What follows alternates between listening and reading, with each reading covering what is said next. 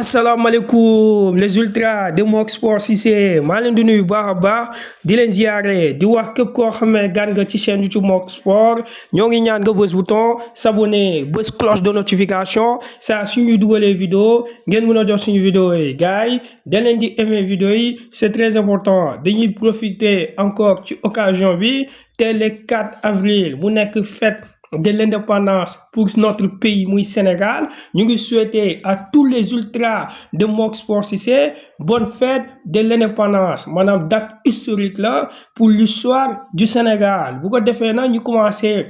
directement ci actualité footballistique bokk na ci équipe nationale du Sénégal U17 bu nar a football tey deuxième match contre Tunisie mu nekk choc boo xamee ñu ñëpp ñu ngi xaar suñuy gaynde U17 yi ñi gagné Tunisie suñu premier match na ñu ngi ko doon football contre la Gambie Sénégal moo dooroon Gambie 1-0 Tunisie bi ñu war a footballal tey moo dooroon Somalie 3-0 moo ñu rawoon différence de goal nekkoon premier suñu kaw malgré que am nañ victoire mais différence de but bi Tunisie amoon moo tax mu jëloon premier moo tax tey final lay doon diggante Sénégal contre Tunisie dans ce groupe moo tax ñi ngi espérer que gaynde yi ce soir dinañ def la différence ñi gis aussi Pape Gueye l'international sénégalais footgal.com ñëw na ci moom waaw nee na Pape Gueye def na retouram à l'entraînement d'ailleurs ba mu defee retouram à l'entraînement collectif mu ngi doon impressionné ay coéquipiers nee na comme si Pape Gueye musul blessé nee na franchement Pape Gueye moo ngi en forme li ci des mooy nan lay évoluer ci prochain match de Villarreal toujours ci wàllu information te foofu la ñuy gën a taxaw mooy le cas Nicolas Jackson na avant match bi Chelsea du football contre équipe de Tottenham Enzo Maresca en conférence d'avant-match dafi génnoon nee na Nicolas Jackson il est disponible waaw nee na Nicolas Jackson pare na pour football le choc diggante Chelsea contre Tottenham le lendemain ñu gis que Nicolas Jackson daal di titulaire waaye ba mu titulaire moment Nicolas Jackson dafa génne top performance quel joueur c'est-à-dire que mooy joueur bu manqué woon équipe de Chelsea waaw Enzo Maresca entraîneur bi yàgg na wax nee na avec Nicolas Jackson même bu dugalee ak bu dugalul Chelsea va bien jouer sans le ballon il joue bien loolu Enzo Maresca moo ko doon wax moo tax demoo Nicolas Jackson dafa ñëw rek Chelsea daal di gagné waaw nee na retour victorieux de Nicolas Jackson parce que demoo ba mu titulaire choc bi Chelsea doon football contre équipe de Tottenham malgré qu'il n'a pas marqué mais quel joueur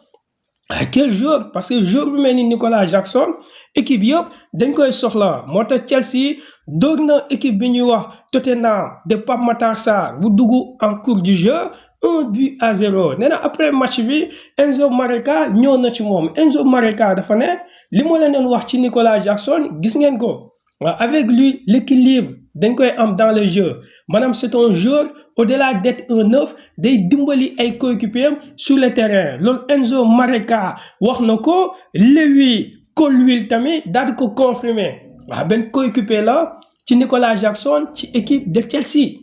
moom Colwill dafa ne gars ndax gis ngeen Nicolas Jackson sans le ballon moom dafa ne xooleen Nicolas Jackson sans le ballon déplacement bi muy apporter dans l'animation offensive de Chelsea loolu nag coéquipier moo ko wax ku mel ni Zola nekk ancien joueur ci Chelsea nekk aussi une légende ci équipe de Chelsea ci Talk Sport muy émission boobu Zola dafa ñëw ci Nicolas Jackson spécialiste yëpp ñëw ci moom surtout Zola dafa ne maanaam Nicolas Jackson mooy oxygène bu Maresca philosophie de jeu bu muy football sans Nicolas Jackson du dox loolu Zola moo ko Zola ne na moom day xool le déplacement de Nicolas Jackson nu muy libérer les espaces ak ni muy créer aussi les espaces pour ses coéquipiers nee na franchement joueur la boo xam ne Chelsea yàkkamti woon na mu def retouram loolu nag Zola moo ko wax ancien joueur ci équipe de Chelsea dans l'émission Talk Sport pour wane l'importance bi Nicolas Jackson daal di am parce que Nicolas Jackson fans Chelsea am na ñu ko doon critiquer bu dugalul dañ ko doon critiquer mais ba mu absent gars yi xam nañ que Nicolas Jackson dafa manqué Chelsea moo tax Zola ne na bu fi nekkee ci la occasion de but bi Chelsea du ko am lu bëri maanaam même bu dugalul il va créer beaucoup d'occasions de but. Soit c'est pour lui, soit c'est pour ses coéquipiers. Alors Zola moo ko doon def dans l'analyse Talk Sport di s'afflammer pour Nicolas Jackson toujours ci wàllu information l'équipe ñëw na ci Deserbi entraîneur olympique de Marseille nee na Deserbi moom dafa mer nee na ba léegi dafa mer parce que défaite bi Marseille am contre Stade de Reims loolu da ko métti ba léegi ba Deserbi ci boppam sax moo ngi attaqué certains joueurs dans les vestiaires de Marseille moo tax l'équipe nee na attention bu Deserbi continuer dans ce sens mun na jógee ci équipe de Marseille te waa Milan en ce moment bëgg nañ ko ñu gis que côté Italie aussi la Gazzetta nee na Milan ba léegi mu ngi ci dossier Express daal di ñëw ci choc bu amoon démb diggante Chelsea contre Tottenham nee na franchement Tottenham mu ngi dans la crise nee na crise moo am ci équipe de Tottenham le fait que Chelsea dóor Tottenham 1-0 nee na Postecoglou est en danger nee na d'ailleurs ça moom Postecoglou ba muy defee changement di dugal Pape Matar Sarr pour mu remplacer Luka nee na foofu noonu supporter Tottenham yi dañ ko doon yuuxu nee na xamoo looy def nooy dugal Pape Matar Sarr à la 65e minute de jeu ngay génne Luka nee na après nag gis nañ que Tottenham égalisé woon na moment bi Tottenham égalisé Postecoglou mu ngi doon jubilé di joxoñ les fans de Tottenham après nag ci la VAR bi def intervention daal di annuler but Tottenham nee na après fans yi tamit continuer di ko yuux nee na dafa war a jugee ci équipe de Tottenham parce que xamul dara nee na ci conférence de presse na Postecoglou bañ ko poser question ne gis nañ que ba ngay dugal Pape Matar Sarr en cours du jeu supporters yi yuuxu nañ la benn moment égaliser nga jubilé nga joxoñ nga leen mais après VAR bi dafay interview annuler but Tottenham yow ndax yokk supporters yi da ngeen am problème mu ne non amul benn problème avec les supporters nee na moom li mu bëggoon moom Postecoglou mooy ba Tottenham égaliser pour que supporters yi daal di yuuxu jubilé nee na loolu la ci jubloon ba muy joxoñ gaay ba Tottenham di égaliser waaye gardien nee na attention licenciement Postecoglou bientôt là parce que bu ñu xoolee en 30 matchs en Premier League 16 défaites là nee na 16 défaites en 30 matchs nee na franchement entraîneur bi il ne rassure pas Postecoglou kenn xamul idéologie de jeu The Sun daal di ñëw ci Walker nee na Walker nekk joueur bu ñuy al Milan dafa jóge City dem Milan sous forme de prêt waa Milan parewuñ pour jënd ko parce que Milan bu ko jëndee dina doon joueur le plus cher dans les vestiaires de Milan te joueur boo xamee avenir li ci des ci football bëriwul Milan du jël risque boobu The Sun nee na Walker na mun na delloo City négocier ak waa City dem ci beneen club toujours ci wàllu information AS ñëw na ci finale bu war a am diggante Barça contre le Real de Madrid AS nee na défi la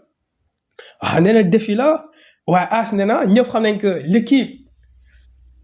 bu gën a nekk ci en forme en ce moment c'est le FC Barcelone Mundo Deportivo nee na attention Barça 2025 ba léegi kenn dooragu ko 2025 ba léegi les Barça des flics est invaincu maanaam Barça kenn dooru ko soit da lay duma wala mu def ak yow match nul waaye Mundo Deportivo nee na Barça amati na ndam ci kaw La Liga parce que Tebas dafi génnoon récemment di attaquer waa Barça sur le cas Olmo et Pau nee na Olmo et Pau daal dinañ football match yi Barça war a am waaye Esport nee na attention malgré que Barça am na ndam d'ici le 30 juin bu ñu jëm ci la affaire yëpp di leer parce que Barça ba léegi délai pour mu valider ndax jaay na loge VIP mi délai bi jotagul mais avant délai bi Barça na def tout ba régler situation sinon pour mu prolonger contrat Lamine Yamal dina am difficile problème